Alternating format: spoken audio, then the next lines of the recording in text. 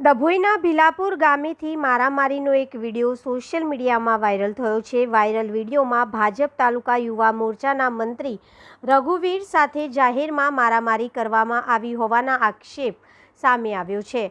ભાવેશ પટેલના આક્ષેપ મુજબ કિરણ પટેલ દ્વારા હુમલો કરાયો હોવાનો આક્ષેપ છે. અગાઉ સસ્તા અનાજની દુકાનના લાયસન્સને લઈને થયેલા વિવાદ બાદ હવે બંને પક્ષો વચ્ચે અદાવત હોવાની ચર્ચા છે. આ ઉપરાંત આરોગ્ય સમિતિના ચેરમેન અને જિલ્લા પંચાયત સદસ્ય ભાવેશ પટેલ વિરુદ્ધ સોશિયલ મીડિયામાં પર પોસ્ટ બાદ વિવાદ વધુ વકર્યો હોવાની માહિતી સામે આવી છે. ઘટનામાં ઈજાગ્રસ્તોને સારવાર માટે ડભોઈની સરકારી અને ખાનગી હોસ્પિટલ ખાતે ખસેડવામાં આવ્યા છે. સમગ્ર મામલે પોલીસે ફરિયાદ અને તપાસ બાદ જ ઘટનાની હકીકત સ્પષ્ટ થશે.